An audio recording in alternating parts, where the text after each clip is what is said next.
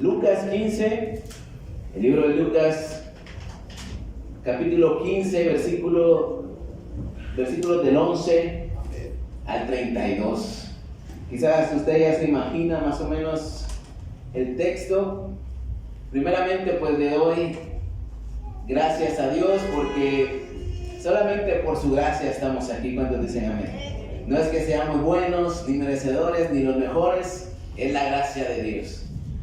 Le doy gracias a mi pastor por la confianza y gracias a ustedes por venir, por tomar la decisión de estar aquí en este lugar. Así que vamos a entrar a la palabra de Dios. Lucas 15, del 11 al 32.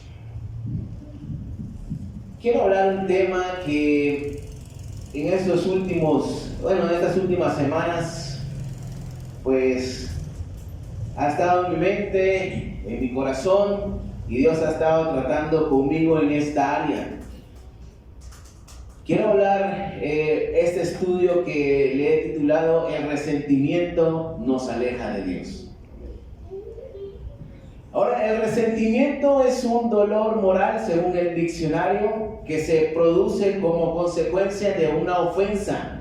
La persona que lo sufre no logra olvidar esa ofensa de manera que lo vuelve a sentir una y otra vez. Por eso es que se llama resentimiento, porque se vuelve a sentir lo mismo una y otra vez. Este sentimiento va acompañado de rencor y hostilidad hacia quienes lo causaron. Creo que nos familiarizamos con esto. El resentimiento, mis hermanos, es un sentimiento que podemos tener, sin darnos cuenta, o ya sea que lo estemos negando. Hay un peligro latente cuando una persona tiene resentimiento o está resentido por alguna razón o causa que le parece injusta. Y este peligro, mis hermanos, también nos afecta a nosotros como cristianos, como hijos de Dios. Especialmente cuando no se tolera la gracia y la misericordia de Dios hacia otras personas que para nosotros son más pecadoras e indignas de dicha gracia.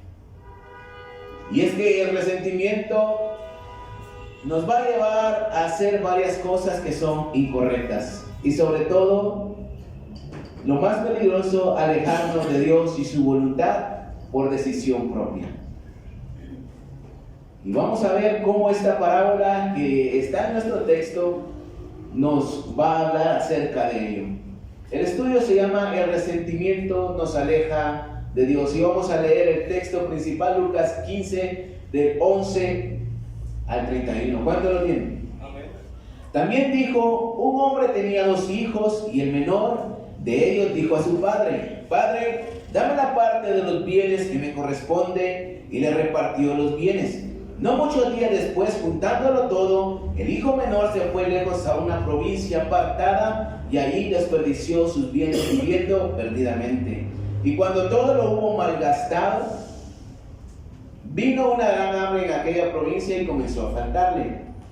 Y fue y se arrimó a uno de los ciudadanos de aquella ciudad, o de aquella tierra, el cual le envió a su hacienda para que apacentase cerdos. Y deseaba llenar su vientre de las algarrobas que comían los cerdos, pero nadie le daba. Y volviendo en sí dijo: ¿cuántos jornaleros en la casa de mi padre tienen abundancia de pan, y yo aquí perezco de hambre? Me levantaré e iré a mi padre y le diré: Padre, he pecado contra el cielo y contra ti, ya no soy digno de ser llamado tu hijo. Hazme como a uno de tus jornaleros. Y levantándose, vino a su padre. Y cuando aún estaba lejos, lo vio su padre, y fue movido a misericordia, y corrió y se echó sobre su cuello y le besó. Y el hijo le dijo: Padre, he pecado contra el cielo y contra ti, ya no soy digno de ser llamado tu hijo. Pero el padre dijo a sus siervos: sacad el mejor vestido y vestidle, y poned un anillo en su mano y calzado en sus pies, y traed el becerro gordo y matadlo, y comamos y hagamos fiesta. Porque mi hijo muerto era y ha revivido, se ha perdido y es hallado. Y comenzaron a regocijarse. Y su hijo mayor estaba en el campo, y cuando vino y llegó cerca de la casa, oyó la música y las danzas, y llamando a uno de los criados le preguntó qué era aquello. Y él le dijo: tu hermano ha venido, y tu padre le ha hecho matar el becerro gordo por haberle recibido bueno y sano. Entonces se enojó y no quería entrar. Salió por tanto su padre y le rogaba que entrase. Mas él respondiendo dijo al padre: he aquí, tantos años te sirvo, y no habiéndote desobedecido jamás, y nunca me has dado ni un cabrito para gozarme con mis amigos. Pero cuando vino tu hijo, que ha consumido tus bienes con rameras, has hecho matar para él el becerro gordo. Él entonces le dijo: hijo, tú siempre estás conmigo y todas mis cosas son tuyas, mas era necesario hacer fiesta y regocijarnos, porque tu hermano era muerto y ha revivido, se había perdido y es hallado. Vamos a orar.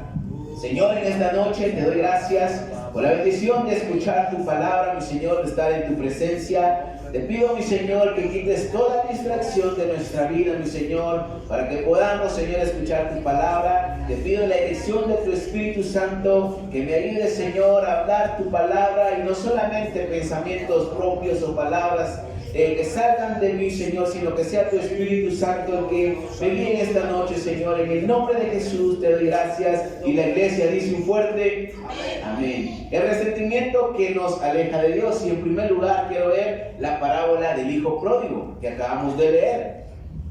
Generalmente el Señor Jesús, quien habla esta parábola, predicaba o hablaba solamente en parábolas. Bueno, no solamente en parábolas, pero la mayoría de veces Él hablaba a la gente por medio de parábolas. Ahora, ¿qué es una parábola? El diccionario Holman dice de la siguiente manera, hablando de la parábola: relatos especialmente de Jesús que proporcionan cierta perspectiva de la vida, en particular la vida en el reino de Dios. Cada parábola explora y expande el tema: la gracia del reino, la crisis del reino y las condiciones del reino, tales como dedicación, y compasión. A veces las parábolas tienen una penetración cristológica, es decir, que Jesús mismo aparece indirectamente en el relato. Las parábolas proclaman el evangelio y el oyente es invitado a tomar una decisión en cuanto al reino y al rey. En pocas palabras, mis hermanos, las parábolas hacían ver a la gente en ese tiempo, y aún hoy en nuestros días nos hacen ver nuestra verdadera condición delante de Dios. Para la gente de aquel tiempo era nuevo escuchar esto. El Señor Jesucristo siempre les decía: el reino de los cielos se ha acercado a vosotros. Y esto daba esperanza y salvación a las personas. Muy contrario a lo que ellos estaban acostumbrados a escuchar, quizás la ley de Dios, y que si faltabas a una ley, si quebrabas a una ley, morías o eras castigado o tenía una consecuencia. Las palabras de Jesús eran diferentes porque traían esperanza. ¿Cuántos dicen amén? En el libro Más que un rabino, César Vidal, el autor, comenta que muy posiblemente la manera en que esta visión peculiar del mundo quedó expresada con mayor claridad fue a través de la parábola más hermosa y conmovedora de Jesús, la mal llamada parábola del hijo pródigo, porque en realidad debería ser conocida como la parábola del buen padre, o más apropiadamente de los dos hijos. En el contexto, mis hermanos, de lo que acabamos de leer del capítulo 15, hay otras dos parábolas. La parábola de la oveja perdida, usted lo puede ver en su Biblia, y la parábola de la moneda perdida. Pero hay una razón por la cual Jesús empieza a hablar acerca de estas tres parábolas, y lo vamos a ver. Capítulo 15, versículos 1 y 2. Se acercaban a Jesús todos los publicanos y pecadores para oírle. Y también los fariseos y los escribas murmuraban diciendo: a los pecadores recibe y come con ellos.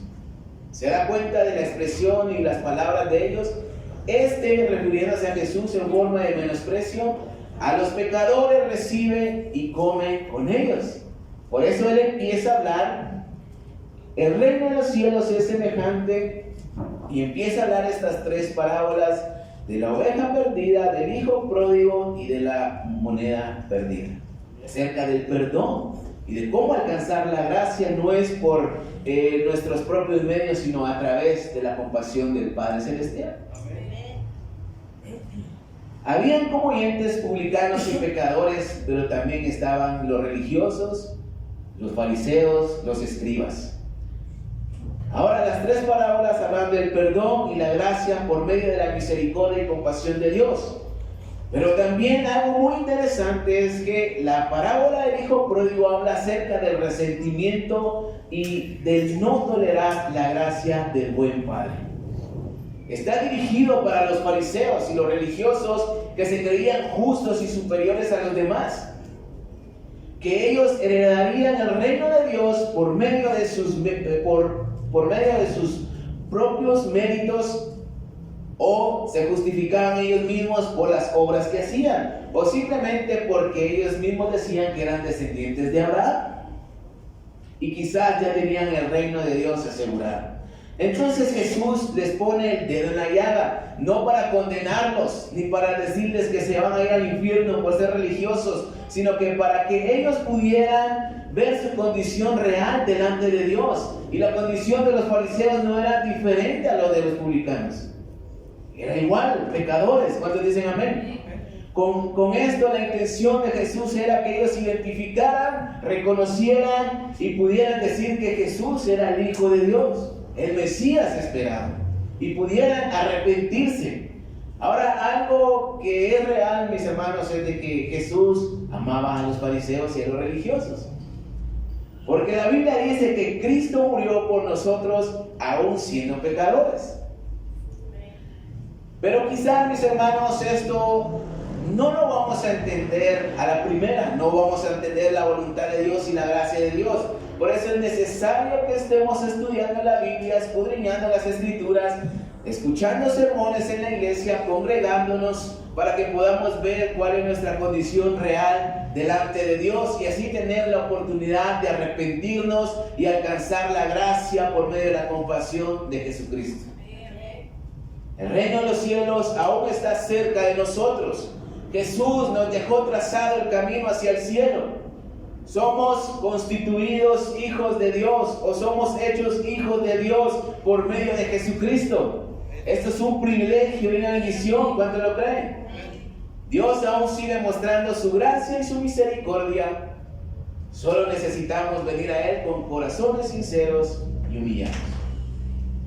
Quiero ver en segundo lugar el resentimiento del hijo mayor. Vamos a leer el texto principal una vez más. Lucas 15, versículos del 25 al 28. Y su hijo mayor que estaba en el campo, y cuando vino y llegó cerca de la casa, oyó la música y las danzas. Y llamando a uno de los criados, le preguntó qué era aquello. Y él le dijo: tu hermano ha venido y tu padre ha hecho matar el becerro gordo por haberle recibido bueno y sano. Entonces se enojó y no quería entrar. En una ocasión, para un discipulado, para matrimonios, me acuerdo que mi pastor habló acerca de esta parábola también y mencionó de que casi no se habla del hijo mayor. Se da más el enfoque al hijo pródigo, a que tuvo otra oportunidad, a que tuvo la gracia de su padre y el amor una vez más. Pero esta parábola, mis hermanos, tiene un mensaje claro de cómo Dios nos ama a pesar de que vivimos lejos de Él, descarriados y en el pecado. Pero aún en esa condición Dios nos amó tanto que nos amó cuando no lo merecíamos. Pero por otro lado también está el enojo y el resentimiento del hijo mayor al ver que su padre perdonó a su hermano menor. Quizás para el padre, quizás para el hermano mayor, el papá debió darle una buena lección por ser ingrato y rebelde. Pero no fue así. Y es que el hermano mayor, mis hermanos, aunque no sabemos cuál era su nombre, representaba a los fariseos. Ellos estaban escuchando estas parábolas, ellos estaban atentos a lo que Jesús decía, pero estas personas, estos religiosos, no soportaban a Jesús. Lo odiaban, no podían recibir sus palabras. ¿Por qué? Porque prácticamente Jesús hacía con libertad de autoridad lo que para ellos estaba prohibido. O sea, Jesús andaba con pecadores, con publicanos, y lo hacía con mayor frescura cuando ellos ponían una barrera, porque quizá la ley no se los permitía.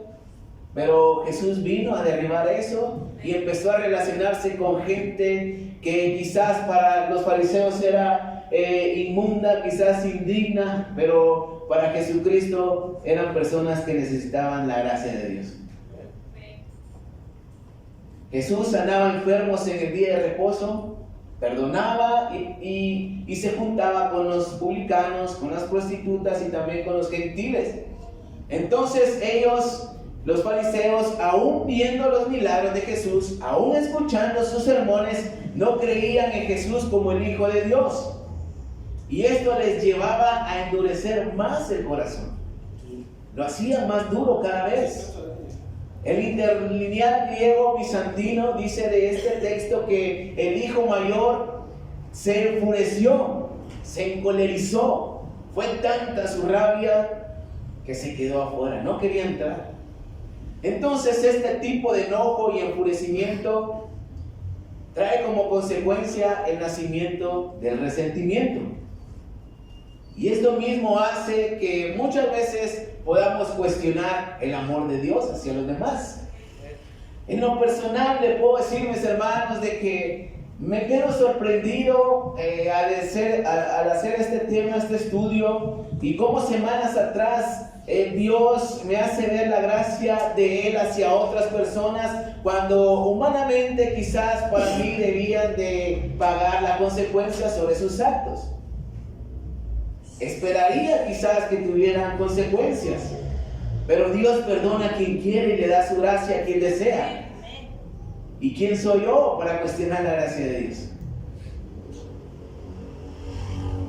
El resentimiento puede nacer cuando vemos que Dios perdona y da su gracia a alguien que para nosotros merece el peor castigo.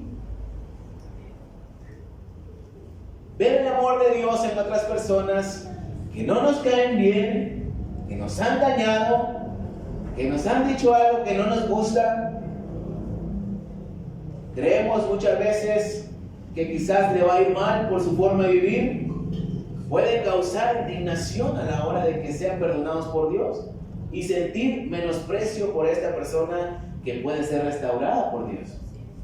El versículo 30 lo vamos a leer, solo la primera parte. Pero cuando tu hijo vino, o cuando vino tu hijo, palabras de el hijo mayor hacia su padre. Pero cuando vino tu hijo, palabras de menosprecio. Era su hermano. En vez de decirle, pero cuando vino mi hermano, le dice a su padre, pero cuando tu hijo, en forma de menosprecio. El resentimiento trae indignación y menosprecio. Pero también va a traer algo quizás más grave, y esto es venganza y querer aplicar la ley de Dios a nuestra forma. Los fariseos se indignaban tanto que en ocasiones de tanta indignación se rasgaban las ropas y buscaban siempre la forma de cómo matar a Jesús. Esto trae resentimiento. Segunda de Samuel, capítulo 13. Vamos a ver otro ejemplo del resentimiento y quizás la intolerancia ante la gracia. Versículos del 20 al 29. El contexto de esto, mis hermanos, es de que el hijo mayor de David, el heredero al trono, llamado Amnón, del rey David, el hijo del rey David, deseaba tanto a su medio hermana Tamar, que en una ocasión la Biblia dice, en el capítulo 13, usted lo puede leer en su casa del 1 en adelante, Dice que tanto era su deseo por estar con su hermana que hasta quizás se enfermaba. Y en una ocasión, por consejo de un primo de él, le dijo que se hiciera el enfermo, y él lo hizo y le dijo a su padre, el rey David: quiero que mi hermana me haga la comida que más me gusta, mi comida favorita, y que me la lleve pues a mi puerta. La Biblia dice, mis hermanos, que cuando él se hizo el enfermo y su hermana le llevó la comida, él la forzó y la violó. La violó y le hizo un daño. Y esto pues trajo muchas consecuencias para David. Lo vamos a leer. Versículo 20. Y le dijo su hermano Absalón a Tamar: ¿ha estado contigo tu hermano Amnón? Pues calla ahora, hermana mía, tu hermano es. No se anguste tu corazón por esto. Y se quedó Tamar desconsolada en casa de Absalón su hermano. Y luego que el rey David oyó todo esto, se enojó mucho. Solamente se enojó. Mas Absalón no habló con Amnón ni bueno ni malo. Aunque Absalón aborrecía a Amnón porque había forzado a Tamar su hermana. Aconteció pasados 2 años que Absalón tenía esquiladores en Baal-Hazor, que está junto a Efraín, y convidó a Absalón a todos los hijos del rey. Y vino Absalón al rey y dijo: he aquí, tu siervo tiene ahora esquiladores. Yo te ruego que venga el rey y sus siervos con tu siervo. Respondió el rey a Absalón: no, hijo mío, no vamos todos, para que no te seamos gravosos. Aunque porfió con él, no quiso ir, mas le bendijo. Entonces dijo Absalón: pues si no, te ruego que venga con nosotros Amnón, mi hermano. Y el rey respondió: ¿para qué va a ir contigo? Pero como Absalón le importunaba, dejó ir con él a Amnón y a todos los hijos del rey. Y Absalón había dado orden a sus criados diciendo: os ruego que miréis cuando el corazón de Amnón esté alegre por el vino, o sea, esté borracho, al decir yo: herid a Amnón, entonces matarle, y no temáis, pues yo los he mandado. Esforzaos pues y sed valientes. Y los criados de Absalón hicieron con Amnón como Absalón le había mandado. Entonces se levantaron todos los hijos del rey y montaron cada uno en su mula y huyeron. Ahora, el resentimiento de Amnón hacia su hermano mayor, el heredero al trono, fue de que David fue indulgente con él. Él tenía que aplicar la ley de Dios y quizás matar a su hijo primogénito, el que seguía después de David en el trono. Pero la pregunta es: ¿qué padre, por más malo que sea, va a querer matar a su propio hijo? Yo creo que ninguno, solamente que esté fuera de sí. Pero nadie va a querer matar a sus hijos. Y el rey David pues no era la excepción. No aplicó la ley de Dios quizás como debía. Y el resentimiento llenó el corazón de Absalón, y esto lo llevó a cobrar justicia y que se cumpliera la ley por su propia mano, y mató a su hermano. Lo mató. Y es que aplicar la ley de Dios o decir que a alguien pues le puede ir mal o va a sufrir consecuencias, no nos corresponde a nosotros aplicarlo. A veces queremos que sufran consecuencias por sus malos actos, pero Dios tiene diferentes planes y su amor es para con todos, porque tiene un propósito divino. Usted sabe que entre hermanos siempre hay peleas, porque el amor de hermanos nunca se va a comparar al amor que tiene un padre hacia sus hijos. A veces mis hermanos me han dicho que de los 4 yo soy el último que he sido el menos sufrido, el que menos ha sufrido, quien menos ha pasado escasez quizás.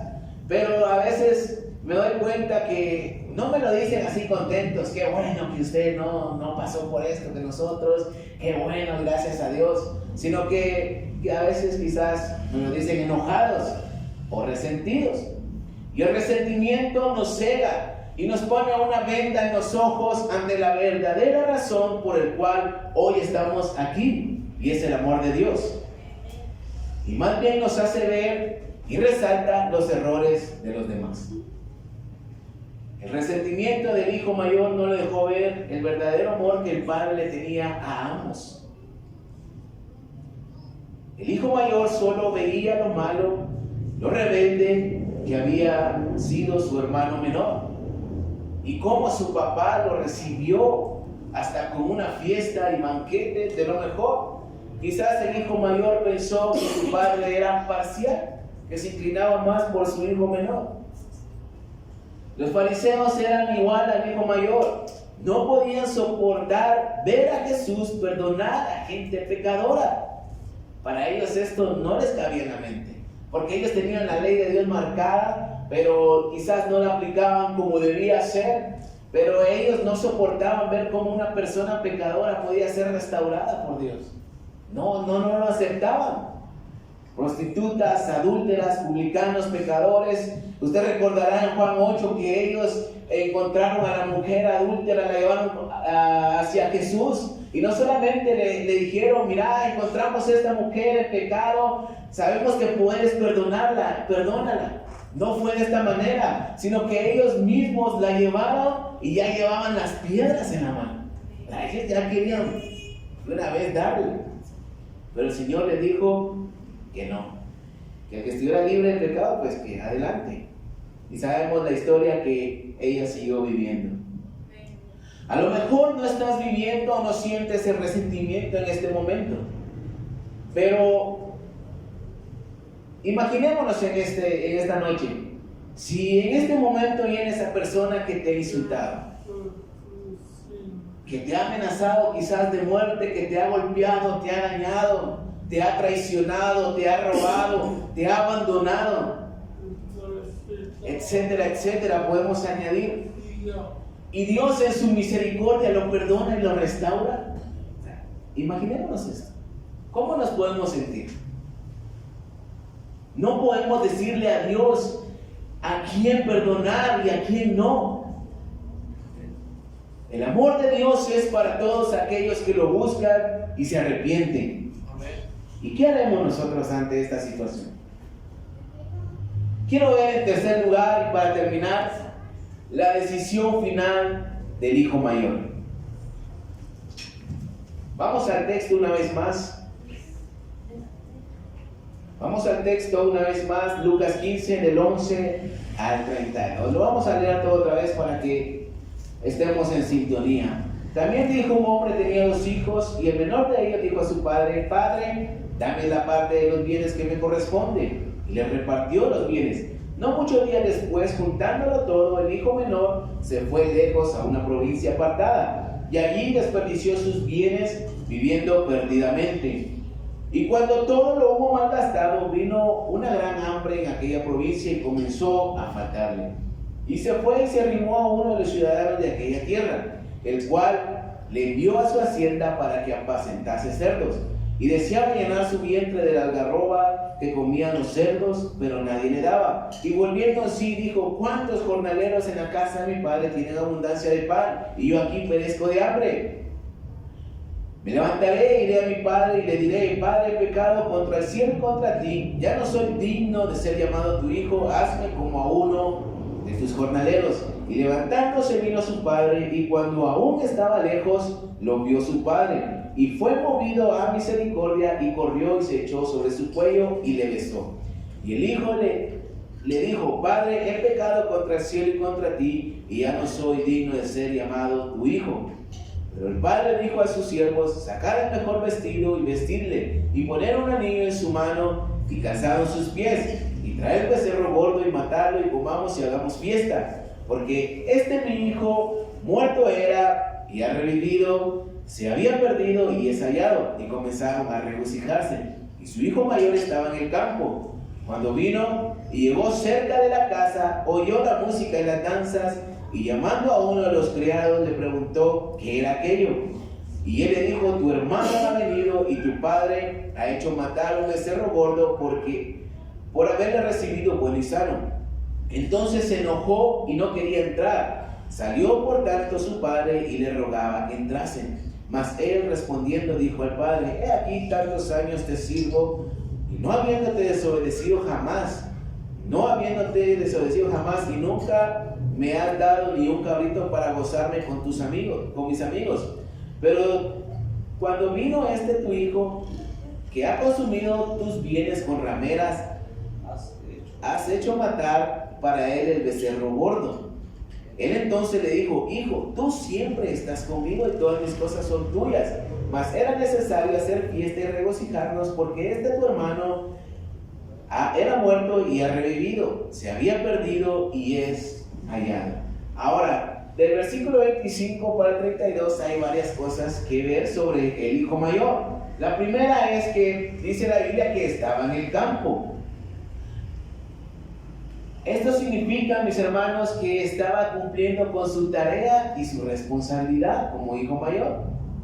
Vino a la casa y oyó la fiesta, oyó el toque de lejos, como decimos acá en Guatemala. Quizás la gente estaba cantando que no pare la fiesta y así. Y él decía: ¿qué será esto? Y la Biblia dice que uno de los criados le dijo: tu hermano menor vino, ha regresado y está vivo. Y la segunda cosa es que él se enojó y no quiso entrar. Versículo 28 dice: entonces se enojó y no quería entrar. Aquí nace el resentimiento en él. Y la decisión que toma al instante es no entrar. A pesar de que su padre viene y le empieza a rogar que entre, él decide no entrar, quedarse afuera. La tercera cosa, mis hermanos, es queja, lamento y justificación. Versículos 29 y 30. Mas él respondiendo dijo al padre: he aquí tantos años te sirvo, no habiéndote desobedecido jamás, y nunca me has dado ni un cabrito para gozarme con mis amigos. Pero cuando vino tu hijo, que ha consumido tus bienes con rameras, has hecho matar para él el becerro gordo. Ahora, la queja del hijo mayor era porque no le parecía justo que recibieran a su hermano menor de esa forma. Y su lamento era porque después de tantos años de servir a su padre, ni una sola fiesta le habían celebrado. Es como decir hoy en día: es que el pastor no me canta las mañanitas. Es que el hermano no me saludó. Y ahí empieza el resentimiento. La cuarta cosa es de que al final decide no entrar a la fiesta. La Biblia no dice, mis hermanos, y entraron el padre y el hijo mayor a la fiesta. No dice de esta manera, ¿verdad? Ni lo menciona, simplemente no dice nada. César Vidal dice en su comentario de este versículo que el hijo mayor no entra al banquete porque se le cierren las puertas, sino más bien en su soberbia autojustificación, él mismo se la cierra. Y la Biblia dice que cuando un pecador se arrepiente, hay fiesta en los cielos. Volviendo al tema de Absalón, el hijo de David, después de mandar a asesinar a su hermano mayor, huyó lejos de su padre, huyó lejos del rey David. Y la Biblia dice que se rebela en contra de su padre y quiso eliminarlo también. Sabemos que la historia nos dice que el ejército de David, con la gracia de Dios, al final derrotan a Absalón y a su ejército. Ahora hay otro dato interesante en la historia de Absalón y David. Quien ayudó a Absalón a conspirar contra su padre fue Aitofel. Aitofel era el consejero de David y abuelo de Betsabé, la mujer que aparece en 2 Samuel 11, con la que David adulteró. Ella tenía a su marido, era uno de los 30 mejores soldados de David. Era Urías Eteo, y la Biblia dice que David manda a traer a esta mujer y se acuesta con él. La deja embarazada, y no solo eso, sino que manda a matar a su esposo. Fue algo bajo de parte de David. Aitofel era abuelo de esta joven, de esta muchacha. Y quizás al saber, se enteró, Aitofel se llenó de resentimiento contra David también. Y se unió con Absalón para conspirar contra él. Y si usted lee la Biblia en 2 Samuel, de 13 en adelante, se va a dar cuenta que Aitofel termina quitándose la vida, se ahorca, se fue a su casa, arregló su casa, la dejó ordenada y se quitó la vida. La persona que era Aitofel, un consejero, La Biblia dice que sus consejos eran como los consejos de Dios. Consultar a Aitofel era como consultar al mismo Dios. La forma en que Dios usaba a esta persona y el resentimiento por un error de alguien más, y al ver de que quizás no se hacía justicia, de que Dios no le pagaba como debía, esto lo llevó a quitarse la vida, a no tolerarlo. Entonces el resentimiento, mis hermanos, no es cualquier cosa. No es un sentimiento que podamos decir que no pasa nada. Sí pasa. Y le pasó a los dos hijos, a Absalón y al hijo mayor, y a un gran hombre de Dios, Aitofel. Tal vez no hay personas que nos hicieron daño, o personas que tengamos que perdonar, y quizás no haya problema con esto. Pero quizás dentro de la misma iglesia o el mismo compañerismo pueden suceder cosas que sí nos van a afectar. Por ejemplo, el hijo mayor, la Biblia dice que él estaba en el campo. O sea, él estaba cumpliendo su responsabilidad como hijo. Y una vez, mis hermanos, llegué a comprender esto, que el amor de Dios es igual para mí como para ustedes. El hecho de que en este momento yo esté aquí predicando la palabra de Dios, que hace rato estuve ahí tocando, no significa que Dios me ame más a mí que a ustedes.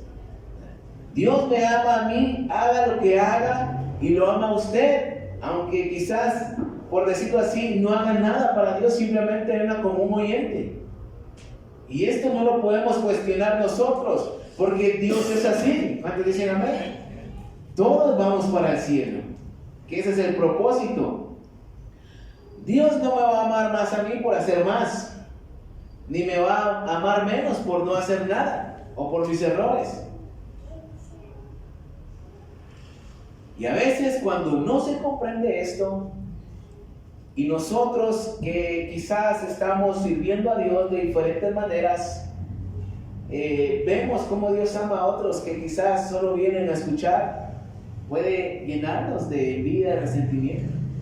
Porque podemos decir, nosotros hacemos para Dios y nos va mal, y el otro que quizás no viene casi y Dios lo bendice de forma grande. O sea, esto es real, mis hermanos. Esto es real. La gente del mundo, mis hermanos, no tiene quizás este problema, porque ellos están afuera. Se trata de nosotros como hijos de Dios y decidir amarnos los unos a otros y no quedarnos fuera de la voluntad de Dios. El resentimiento quizás nos va a hacer lamentar y quejarnos, así como Asaf en el Salmo 73. Tanto año que llevo en la iglesia y no veo la mano de Dios y sus bendiciones. Como a otros del mundo o quizás nuevos conversos, Dios sí los bendice.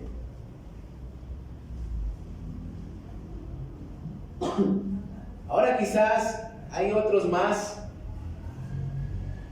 que se resienten porque no se les visita, no se les llama, o porque no se les pone atención debida ni a ellos ni a sus hijos, y mejor deciden irse a la iglesia. El hijo mayor, Absalón y Aitofel, no terminaron bien. Todo porque un resentimiento los llevó a tomar una mala decisión, y esa decisión la tomaron solitos ellos, y fue salirse del plan divino de Dios. La gracia es algo que nadie merece. ¿Cuántos lo creen? ¿Cuántos lo reconocen? Pero Dios la da a quien quiere. Y si Dios nos ha dado la gracia a nosotros, ¿por qué no la va a dar a alguien más? Quizás al drogadicto, al borracho, a la prostituta, al que nos cae mal. Los fariseos nunca entendieron la gracia de Dios a través de Jesucristo, y esto endureció su corazón y nunca recibieron el mensaje de salvación. Vamos a Hebreos 12, Hebreos 12, 15.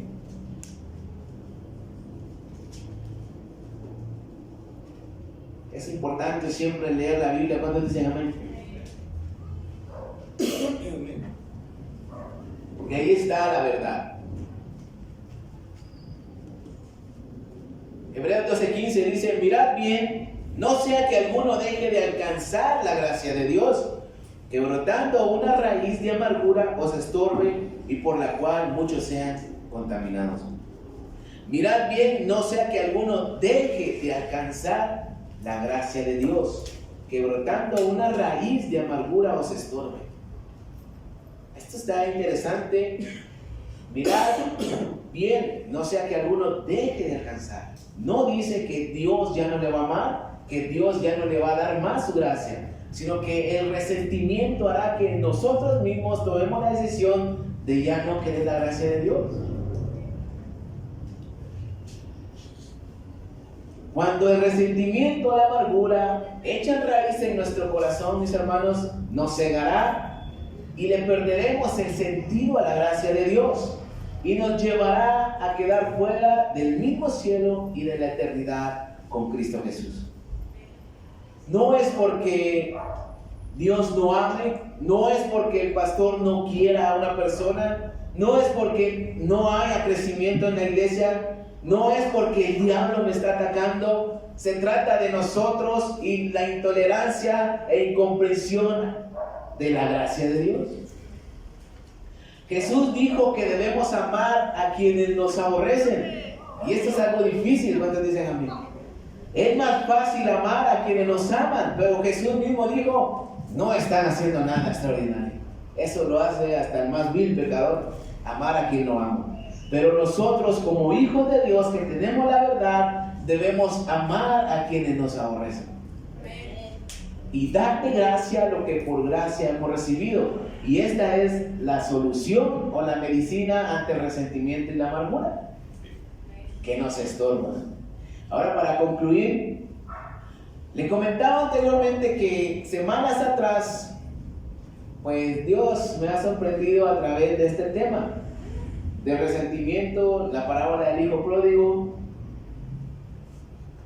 y especialmente con una persona que a mí no me ha hecho nada, no me ha hecho daño, yo no tengo nada que ver con esa persona, pero cuando yo veo a esta persona, Dios me muestra su gracia sobre él.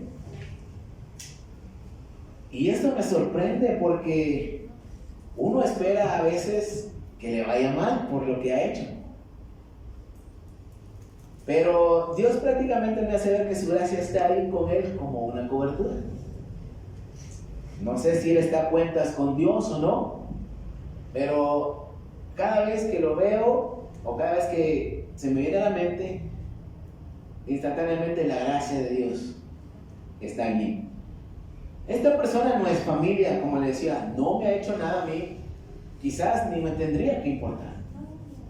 Pero sabemos que hay consecuencias de lo que hagamos, sea bueno o sea malo, y esta persona ha cometido ciertos errores grandes que no le agradan a nadie. A cualquiera que lo sepa no le va a agradar. No tengo nada en contra de esa persona, pero lo que me sorprende es de que Dios nos muestre que su gracia está allí. Y no de que me lamente o me resista, no, simplemente si quizás esa persona me ha hecho daño, quizás allí habría un problema en mi corazón. Y en el momento que Dios perdone a esta persona y la restaure espiritualmente una vez más, quizás a muchas personas sí les va a afectar, porque aún no comprenden la soberanía de Dios. Sabemos que ante el Padre Celestial somos hijos pródigos, que somos perdonados una y otra vez, pero también podemos ser como el hijo mayor, que él mismo decide no entrar a la fiesta. Podemos llegar a ese punto donde podemos decidir nosotros mismos, sin que nadie nos diga nada, ya no quiero, no lo entiendo. Ahora, ¿quién queremos ser? ¿Cómo vamos a terminar nuestra carrera espiritual? ¿Como Absalón? ¿Como Aitofel? ¿Como el hijo mayor? ¿Como los fariseos? Quizás como muchos hermanos que jamás regresarán, o como el hijo pródigo. En esta noche, mis hermanos, el resentimiento es algo sutil, contundente y no es un juego, es algo que nos va a destruir. Pero Dios puede ayudarnos a sacar eso de nuestro corazón si es que lo hay. O puede llegar a suceder en algún momento. Denle un fuerte aplauso a Cristo Jesús en esta noche.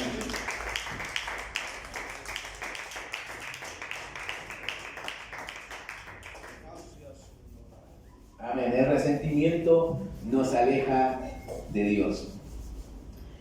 Vamos a orar en esta noche. Póngase de pie.